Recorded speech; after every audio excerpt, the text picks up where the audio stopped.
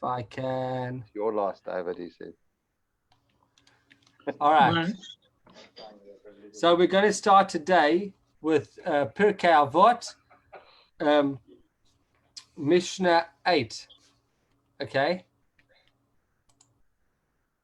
And I need to be made the host again. Okay, then I could share my screen.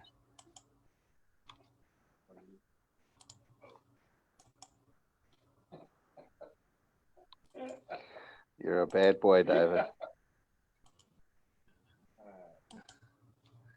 Okay, today we have a little bit of an interesting one, okay? Today's discussion. We're going to, it's less of a, I would say less of a lesson for all mankind. It's kind of specific for leaders and judges in particular.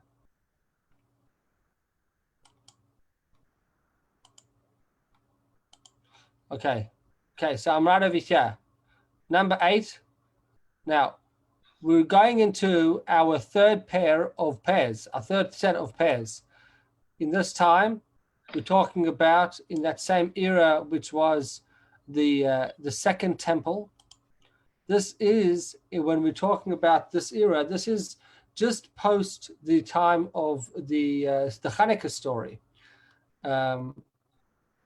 Now, in this period of time, we're going to see when we go into the next Mishnah, which we might get to today. I'm not sure. It depends how we go with this one. It's a little bit of a shorter one, even though it looks long, but not as much commentaries on it.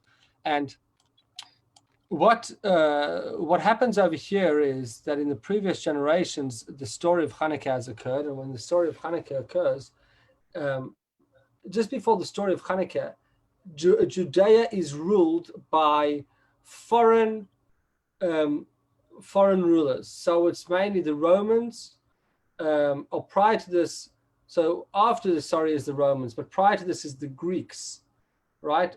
Or the Syrian Greeks, and before that you have the Babylonians or the Persians or the Assyrians. So different groups are ruling over the land of Israel. And when the second temple is built, the Jewish people are given permission to build the temple. Many Jews eventually move back, but we don't have rulership, autonomy over the land of Israel until the story of Hanukkah comes. The story of Hanukkah, the Jews decide to rebel, and when they rebel against the Syrian Greeks, Antiochus, and of course we know the story of Hanukkah, they're victorious. The family of Matityahu, the Maccabees, when they come into power, those people end up becoming the rulers. Now, these people, hi Sam, hi Sherry, welcome. Hi David. Hello. Good to see you all. So we're doing Mishnah 8, and I'm just giving a little bit of background. So the Maccabees are the righteous family of the time. They're the ones that have won the war against the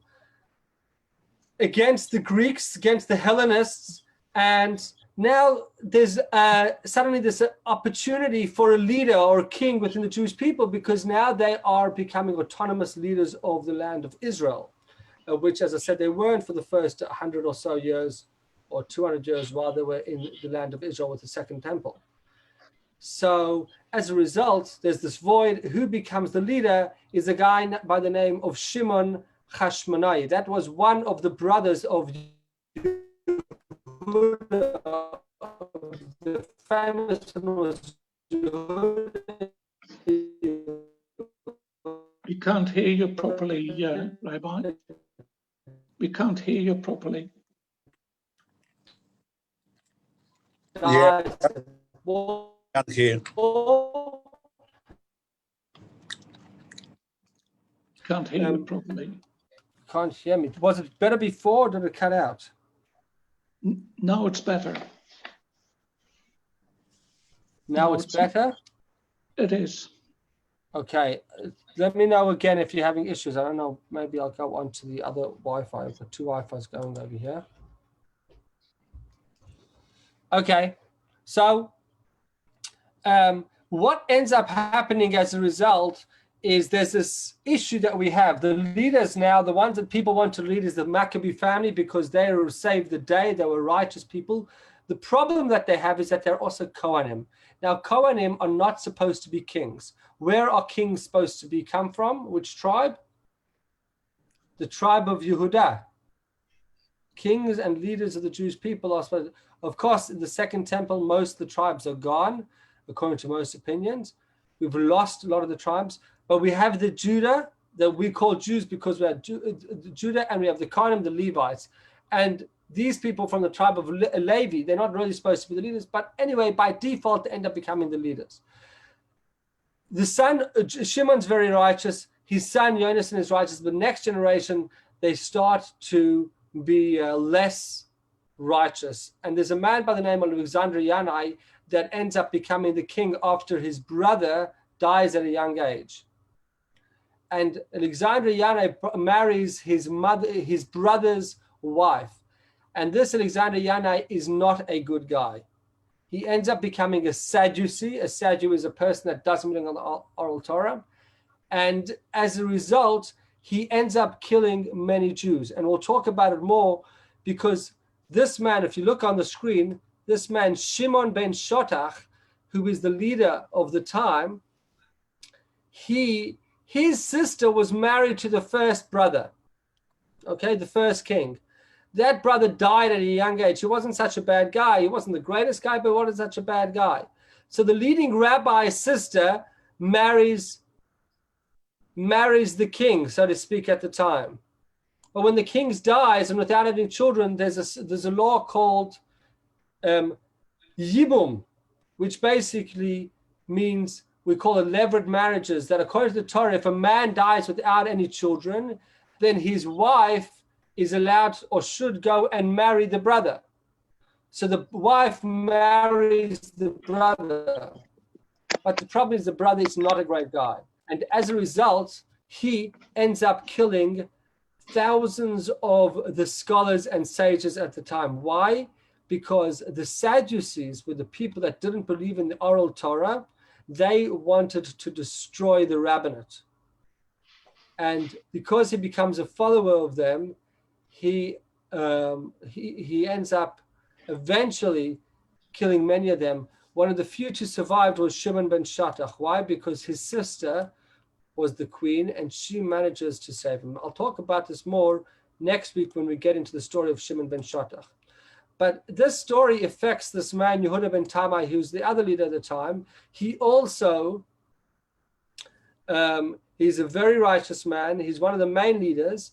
But because of this threat from Alexander Yanai, he has to run away from this king. He has to run away, and he runs away, and he doesn't want to have any more positions of leadership until he comes to Alexandria in Egypt. I think that was the place that most people ran to, was to Egypt.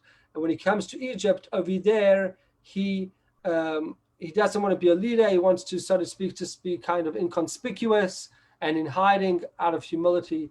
But eventually the people managed to convince him to become the leader of their community in Egypt. And we know that Egypt had a presence of Jewish people for many, many years. Even all the way down to the time of the Rambam, there was a Jewish presence over there. Okay, now let's look at what does he say, this man Yehuda ben Tamai. We don't know much about him. As I said, we know much more about his partner, Shimon ben Shatach, because of the story. The one man that, has anybody ever heard of Josephus? Josephus was the great historian. Hey Joe, hey Noach, welcome. The great historian in the time of the Second Temple. And he writes a lot about this whole episode. And that's how we know a lot about it. Also some of it from the Talmud. Okay. Now, what does Yehuda ben Tamai say? Yehuda ben Tamai says, Al tas atzmecha ka'orchei adoninim. He says, when sitting in judgment, do not act as a counselor at law. In other words, don't become a lawyer. Remember your position. If your job is to be the judge, then act as a judge and don't act as a lawyer. So he says, I'm going to explain more of that, what that means as we go along. when the litigants are standing in front of you, here's an interesting thing. While the litigants, if you're the judge of a case, okay, let's say you're judging a case and you have to be the rabbi or the scholar, whatever it is, the judge or the Amy County Barrett on the court case at that time, whatever it is you find yourself in, you're the judge now. How do you look at the two litigants that come to you in the case? Do you look at them as being both equally right, both equally wrong at the beginning of the court case? It's a very interesting perspective. He says that at the beginning, you should look at both as wicked, Rishaim. Look at them both as being guilty. Why is that important? But before we get into that, why that's important, I want to show you the next part. Now, that is only before the court case starts. While you're during the court case, the entire court case is going on. Look at both sides as guilty. But kisheniftarim milfanecha. But when they are finished, when they have gone from before you, in other words, once you've given your verdict, you beinecha kizakaim. You should look at them as both being righteous. But when is that? Kishekiblu aleim esadin, if they have accepted the judgment upon themselves. It's interesting. It's a very interesting, so to speak, way of looking at it from a judge. Now, I recognize that most of us are not going to be acting as judges too often, but I think it could still have some level of relevance for us. I'm just wanting to see something. Rabbi, while you're looking, is there any difference whether it relates to criminal or civil? Is there any difference if it relates to criminal or civil? Okay, there are lots of differences. Actually, there's a whole book called the Tractate on Sanhedrin, goes to all different instances of how the differences in law when it comes to civil and criminal cases, monetary cases, and specifically cases which can have questions of life in the balance. Okay, when there's a life equation, it changes everything. I'll just give you a few examples quickly on the top of it. When we're talking about laws, first of all, when a monetary cases are decided generally by 3 judges. Okay, that's number one. Number two is that cases that have to do with a life-threatening cases, in other words, where there could be a capital punishment. For example, one person murdered another person, then you would have to have a minimum of how many judges? 72. Not 72. 72 is the entire Sanhedrin. The 72 judges was only used very, very rarely, and big cases had to be judged. 21 judges, okay? 21 judges generally, or sometimes 23, but generally 21 judges would be judging those cases. Now, there's ways that you could add or decrease, but it goes up to a max that you could have is 72. The minimum you could have in a life case, a capital case, is 21. Interestingly enough, this capital case could even refer to an animal's capital case. So if you have, for example, an animal that has killed a person, now the animal has to be killed, right? You don't just go up to the animal and kill it. The animal has to actually sit trial. And if an animal has to sit trial, that doesn't mean that the animal has to come to the court case. It means that the court case has to be decided whether that animal gets a death penalty. Being that there's an element of death penalty involved, it's a strange thing, but you might actually have to have 21 judges in such a case. It's a little bit of a anomaly, but it's the way it works. So there's lots of other things. The way you would, for example, the way judges have to, when it comes to a capital case, you have to have more than a majority, and it cannot be unanimous in order for the person to be guilty. You have to start with something positive. with the capital case. You know, if you have one position, it's not as easy to change your position in the middle of the case until you're giving the verdict. It's very complicated when it comes to capital cases. In other words, the Torah tries really hard to make it difficult to actually kill somebody in such a court case. When it comes to monetary cases, almost all the laws fall away. In other words, you don't have to start with something positive. You could start with prosecution. You could start with you can argue both sides in the middle of the case. Anyway, it's very interesting the way there's differences. So in answer to your question, there's major differences in Jewish law between criminal cases, capital cases, and monetary civil cases. Okay, they are very, very different. Could I ask you, at the moment, lawyers have a very bad reputation for honesty.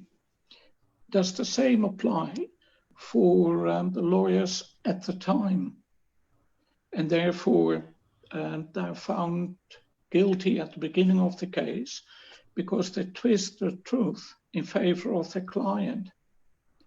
So my question is, did they have the same reputation then as they have now?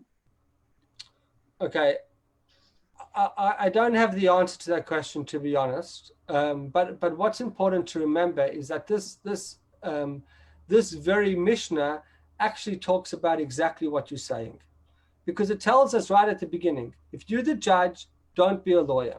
What that means is everybody, you know, the concept within Western countries, United States of America, you are entitled to a lawyer. That's true within Judaism as well. Everybody's entitled to have a lawyer, somebody to help them defend themselves. But that's not the responsibility of the judge, okay? The judge's perspective is not there to be the lawyer. And that's what he first of all wants to clarify. So if a judge is partial, then he's not a kosher judge. If he's trying to help one side or one of the litigants, he's not kosher. A lawyer can go and say, I want you to say this, as long as he doesn't make the person lie. Of course, he's not allowed to make a person lie.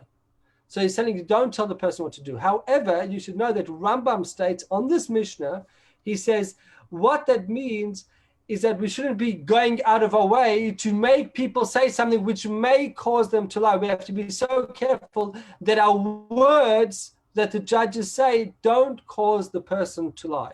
On the other hand, when you see, and it's quite obvious that somebody has some truth to say, but they have a tied tongue, they're too nervous, they're struggling to get the truth out or to defend themselves appropriately, then as a judge, it becomes your responsibility to assist that person. Okay? This is on a practical, that's the way the Rambam looks at it. Not to make the judge go, but when you see clearly that a person is struggling to articulate his own defense or his own case, you have an obligation to assist them in making sure that their words come clear. But at the same, it becomes a really difficult balance in how do you make it work. Rabbi, in Western legal practice, it's called, you're not allowed to lead the witness, basically. I think it's maybe what you're referring to, yeah? So leading the witness is guiding them on what to say. Right.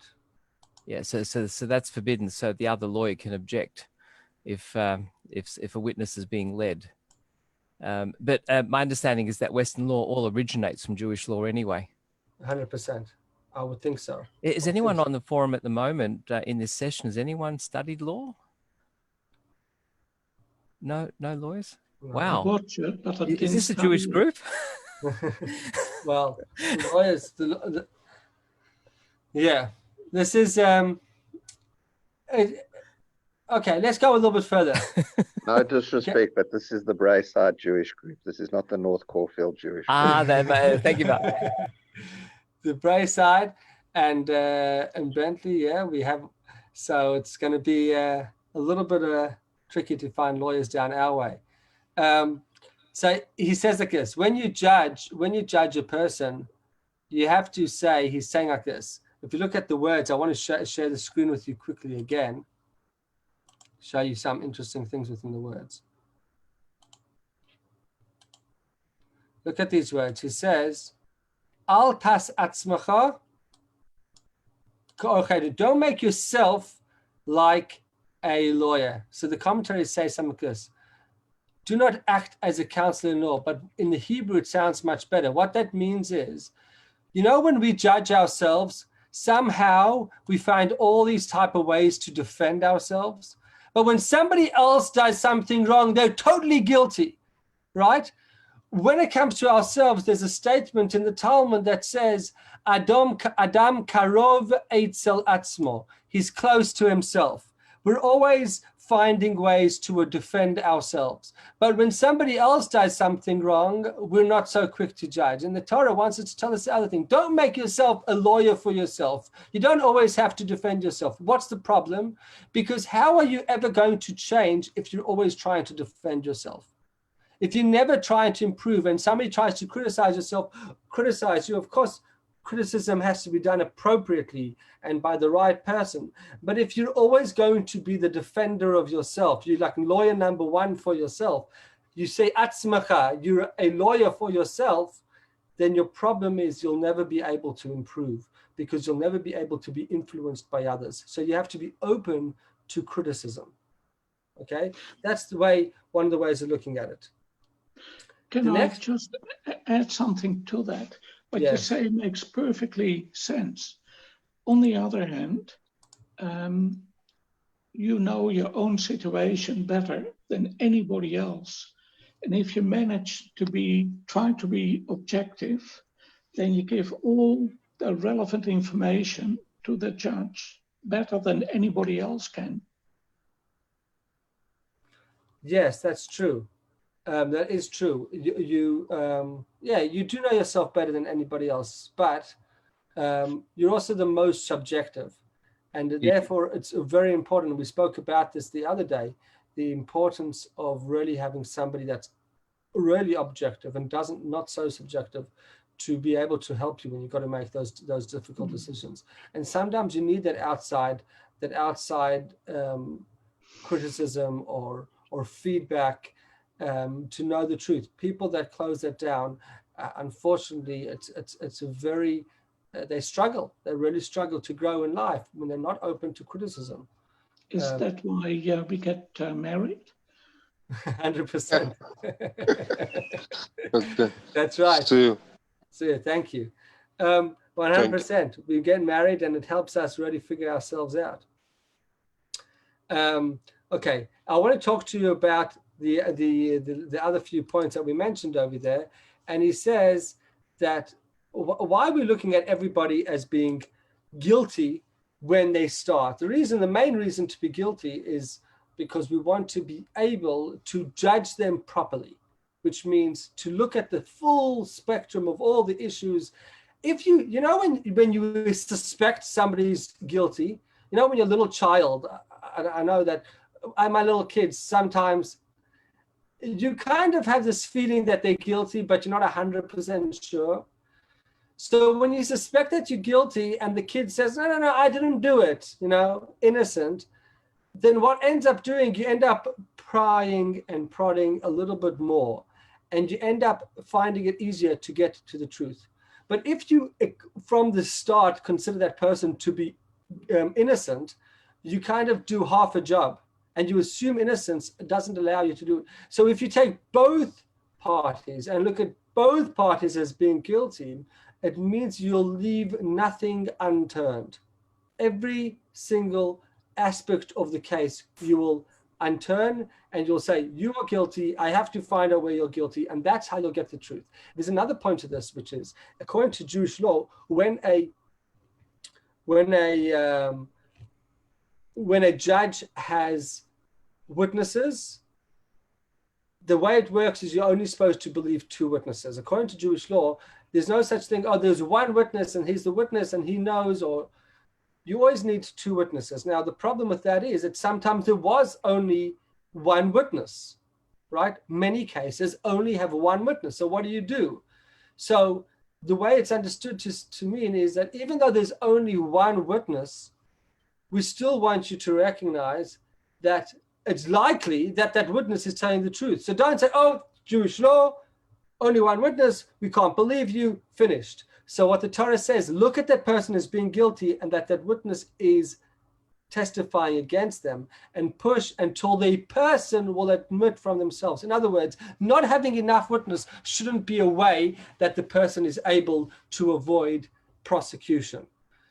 Not having enough witnesses should open the door for the person to start feeling a little bit awkward and hopefully admit it from themselves. But the law still remains the same, that you cannot fully prosecute a person based on one witness. Of course, there are exceptions to this rule, but that is the general rule. Rabbi, could I suggest a link to modern day practice here, a very important one, I think, is, and your opinion, please, on this, is a lot of the discussions we're looking at in the script right now, they're at a time before current technology. And it was basically people's personal testimony, recollections, but in terms of audit trails or security camera recordings or paper trails, there would have been very little. Nowadays, there's a whole lot of automatic monitoring of everyone. And so there's a lot of evidence trail, which is available. Right. So when I am looking at these words, what I'm seeing is if the starting position is you're guilty till proven innocent, then the onus is on the individual to keep their own records in such a way that they can provide that to prove their innocence. The burden of proof is on the individual, because they start off guilty and then they have to be able to provide evidence, personal testimony, plus other evidence to show they're innocent. Okay, I don't necessarily agree with your understanding. I think there's truth to what you're saying. I don't think Judaism says guilty until proven innocent. I think the opposite. Judaism says innocent until proven guilty. Okay? There's a concept in Judaism says dan l'chavschus, that people generally, we judge them as being innocent until proven guilty. That's a general Jewish principle. However, when what we're talking about over here, and I'm glad you brought that up because it's important, in our perspective in this particular Mishnah, you're talking about the person that's in the position of the judge. Now, it doesn't have to be a formal court case. Yes, Your Honor, and all the other formalities of a court case. We're all judges at every single moment of our day, of our lives. We judge what type of decisions to make, where to go with our lives.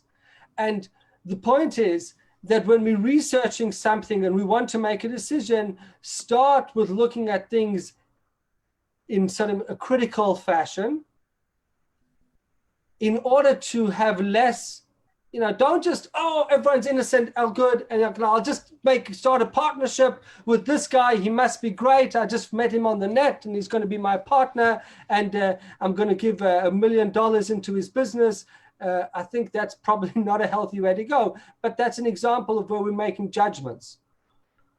On the other hand, there is a concept in Judaism where, in other words, Torah wants us to have two lenses.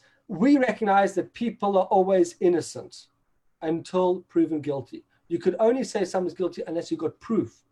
Okay, so I don't mean to go into something political, but just excuse me for a moment. A Me Too movement, for example, is only as good as the evidence that you have against the person from a Jewish perspective. So all these people, these cases, and I'm sure most of those cases, the people that make those things probably are true.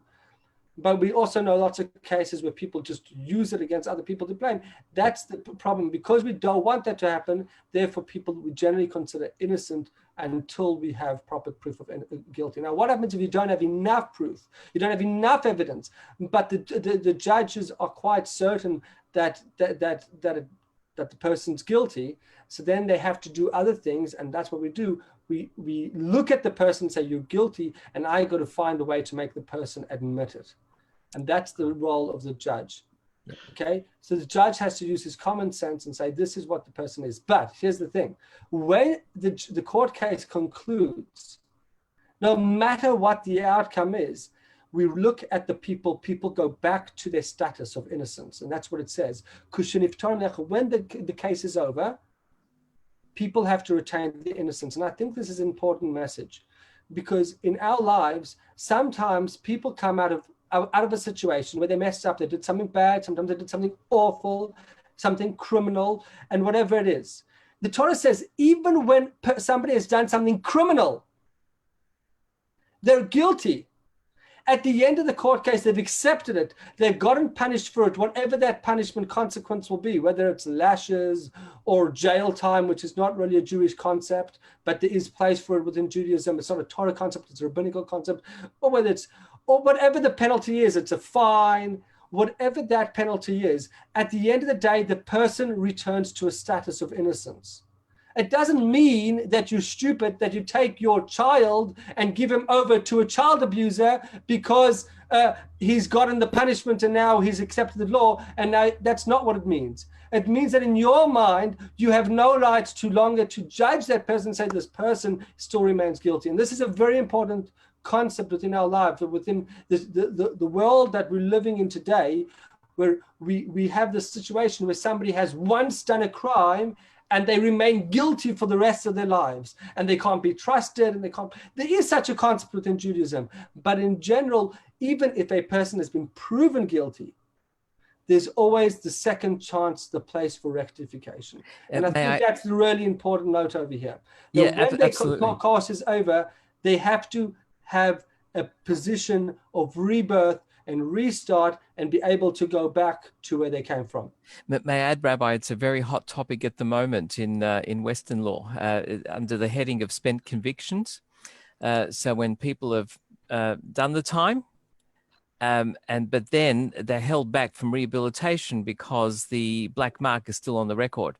So the whole question of spent convictions, it's quite pertinent when people are coming, once international travel is allowed again, they're coming into the country.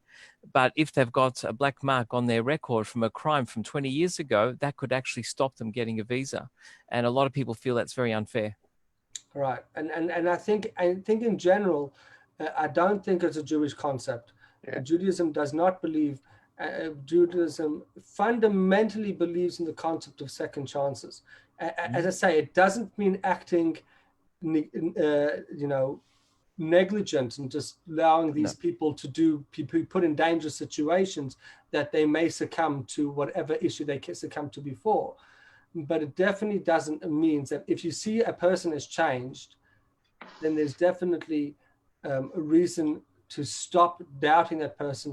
Often these people have proven themselves that they've got over their addictions or whatever issues that they were faced, and they don't have a right to be judged anymore.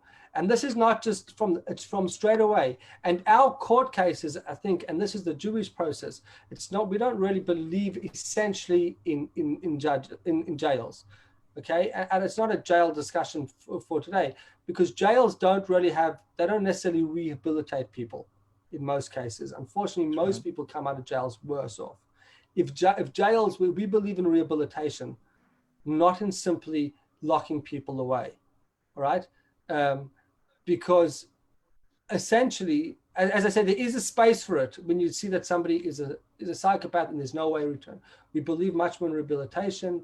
I know this is something that could be argued on a psychological level, but I think that this is important, very important principle and how we look at the world. Mm-hmm. There's certainly a growing movement to support that. It's a very strong movement. I think it is absolutely disastrous and irresponsible to say a child abuser should be forgiven and have a second chance. Because if he lives next door to you, you wouldn't be happy. You put your children at risk for the sake of saying everybody should have a second chance. So the benefit of the criminal will go above the benefit of your children. Oh, yeah. How does Jewish law protect the innocent? And why do they care? Why does halakha care more about the criminal than the innocent? Okay, so let me clarify what I said. 100%, the halakha does not care more about the criminal than the victim. That's not at all what we're saying, or than the innocent. What we're saying is like this. Let me ask you a question back in response. So let's say a person has once offended a child, okay? They've sexually abused a child, whatever it is, in a minor situation. And as a result, their punishment is a year a year in bars, whatever, a year in jail. What would you say is the correct, what should happen afterwards to that person? If it is mild, it's a gray area, but let's keep it simple. If somebody rapes a child because that's what he felt like he couldn't control himself, I dare to say no psychiatrist, psychologist, or lawyer or judge can promise he won't do it again. And for that uncertainty, he has to pay the price to be in jail or be in a facility to be looked after but not released in the community. Because once a child abuser, always a child abuser. Okay, so I think that's where the argument would be. Once a child abuser, always a child abuser. I don't think that's a fair comment, and I know that many psychologists have said that that has been the case with some people. I know this is a very touchy subject, and as I did say, that I wouldn't say be negligent and move into the house next door, let this person take care of your children. It means being careful and not doing the right thing. The point is that Judaism focuses more on rehabilitation. If somebody, God forbid, has done rape, yes, that's wrong. First of all, according to Jewish law, the penalty in such cases is actually a death penalty. So it's a different situation in certain cases of really bad crimes. There is a concept of a death penalty, and sometimes Jewish law will say that there's place for somebody to be locked up if the case is such that you think that the person is still a danger to the community. There is such a possibility, but that's an exception. Okay, you're taking an extreme exception. The case that you're talking about is an extreme case, and in that case I may agree with you, right? In the extreme case where we know as for certain this person has, God forbid, raped a child, and we still have very strong reason to believe, or even not so strong, but we have reason to believe that it could reoccur. Of course, we have to take precautions, whatever that means, right? Well, but on the other hand, Judaism does believe in the concept of rehabilitation. When you see somebody has done a mistake, we have to work on a way to rehabilitate them and bring them back into society. So why is it that repeat offenders keep offending, keep coming back to jail, be released because the parole board is... Or maybe because that the system's not working. So which system anywhere in the world, where does it work that people have a pathological urge to kill or to rape is protected from society? In the Western world, I mean. 100%. I don't know if there are cases, and that's why I think that it's a really big question. I'm not saying, and that's why I say in Judaism you don't necessarily, there is a space for prison in those certain cases, but I would say majority of people that end up in prison, except for the extreme criminals that you're talking about, rapists or murderers, except for those people, majority are able to be rehabilitated and should be healthy. They can be. But does the prison system rehabilitate them and help them? No. And this is the fundamental point. Majority of people become worse in prison and don't become improved in prison. Okay, I'm not giving a share on why we should stop the prison system. That wasn't my thing. My goal to say is that in all circumstances, I think it's more in a subtle case, and we went to extreme cases, subtle cases of somebody harming you, doing something wrong to you. We have to find a way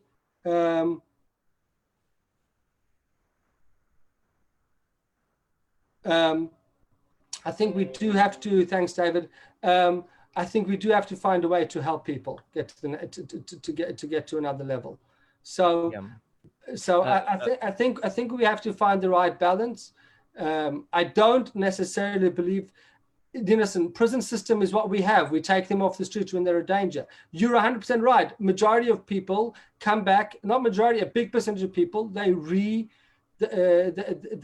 the crime and they just end up back in prison. That's a failure of the prison system. That's not a failure of the fact that they don't have goodness inside of them. That's because the prison system hasn't worked. And there have been particular projects in particular countries where they've worked with prison systems to improve them and to rehabilitate them. And in those circumstances, people have been rehabilitated. Rabbi, is it true to say that in Judaism, there's two escape valves or routes, if you like, for the situation where someone cannot be rehabilitated as too much of a danger to Jewish society? So the range of death penalties is certainly one. But the other option, rodef, like where the person is sent away from that community completely. Okay, so Rambam talks about this concept of where a person is beyond rehabilitation, where he just keeps on recommitting the crime. And he says that generally you would try to find a way to, in other words, if it was a crime that was a capital crime, so the thing is, Judaism, if a person is a danger, a real danger, they got a capital crime, they've killed somebody else and you have proper proof, then you kill that person. What happens if you have a fear that that person recommits a crime and you don't have a way to kill them, to murder them, because there's not enough evidence against it, but you know that putting them back onto the street is going to be a situation. There are ways where you could lock them up and those type of situations. In other words, so Judaism does believe that there is space when you have to lock people up. The Torah doesn't believe in such a thing because from a basic concept of the Torah, everything is very clear. You're guilty, this is the consequence, right? There's consequences. And then the rabbis have to figure out a way that what happens when there's exception and Torah doesn't actually provide for that type of case. Okay, and that's when you would have, Rambam talks about a case where, first of all, kings are able to put somebody to death without the same type of evidence that a court of law needs. Like, in other words, a Jewish king doesn't need the same level of evidence. If it's for a Jewish court case to put somebody to death, they need beyond any doubt. It has to be 100% clear. They had to have two witnesses that saw and warned. It's very difficult for a Jewish courthouse of rabbis to actually put someone to death, for example. But a king doesn't need so much think. It's almost like a power that a king has. Why? Why does a king have the power? Because a king is also there to make sure that there is a normal civilization. And he's not just about obeying the laws. He's also about keeping a community civil. And that's why he has a little bit more wiggle room in how he can do it. Okay. Could I ask you? I just wanted to say the show is over. If anybody wants to go, please don't feel obligated to stay, but everyone's welcome to stay for questions. In court, go ahead. In court, there are lots of observant Jews working as lawyers or QCs. They try to persuade the judge to favor their client. They use all kinds of loopholes, technicalities to get the client off. How do they reconcile their conscience, as in Jewish conscience, with using loopholes to get people out of trouble, out of jail? Okay, so I'm going to what's the way? I'm going to express the fifth in this. In other words, everybody has their reasons of why they're trying to get people off particular cases. And they may think that for whatever reason, and very likely they would have lots of people, including many rabbis, that would disagree with that person for what they're doing. So in other words, the simple answer is that I would think that if somebody is trying to use a loophole to get somebody off the hook, they probably believe that what they're doing is the right thing. Okay, that's the best I could answer. That doesn't mean that everyone would agree with that person. It could mean that everyone disagrees with that person. It doesn't mean that that person's not going to do it. So, in other words, you can't answer a question. It's a very general question, but it needs really a specific answer for each particular case. And you would have to get into that case and say, why did this particular person feel that they were able to declare this person innocent or not. What was their reasoning? And that I can't answer. Rabbi, is there an aspect of life experience in this, like how old and how much maturity, how much life experience the judge has to bring to the assessment? You know, because someone could be like very young and just be following the book and maybe not have enough experience to know all the nuances of real life. I suppose, of course, that could play in 100%, but and that plays into every single case. But we have to rely on our judges to make the best judgment and to follow the letter of the law to the best of their ability. I get balance those two that things. leads to the question of what qualifies a judge before someone can be a judge. Okay, so like what qualifies a judge opens a whole new concept. But in order to be qualified as a judge properly, is you have to be tested thoroughly in all different types of ways by other judges. Rabbi. And it's not what you know, it's who Go you ahead, know. Mark. Sorry, this is actually very topical, obviously, with the recent appointment of the Supreme Court judge in America. This is very, very topical. It I depends brought up on her name, by the way, if you Sorry? noticed. I mentioned her name in the show. Yeah, you did mention her name. I know that. But in this, what do we see here? We see a real life example of all of this. Who's appointing that judge? At this point, it's a Republican president. Of course, the Democrats try and oppose. And now they're very concerned that the last three, or however many it is, have all been appointed by Donald Trump. They're on their seat for life. And therefore, that is going to taint the decisions of the Supreme Court in the United States. So more deeply, and I think the question is more not about how old is the judge, but what kind of background does the judge come from, and what kind of influences has that judge had in the past. And we're seeing it in real life in this very day and age. About it's very important to choose who the judges are. But as you said, the other judges have to accept that judge. And what the Americans do is that, yes, they have this whole process that they go through so that the Democrats can defame this judge so that they're not appointed to the Supreme Court or whatever it might be. Right. It's very interesting. And it's funny because I actually told my wife, who's listening on, that I wanted to do a share on the differences between the contrast between the Jewish court and the Supreme Court, because it's become so topical and became the center of this centerpiece in this whole election, which is probably the most spoken about election in all of history. So definitely in all of my history. But until the next one.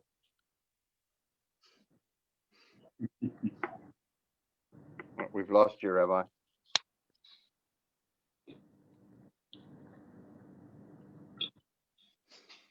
Rabbi?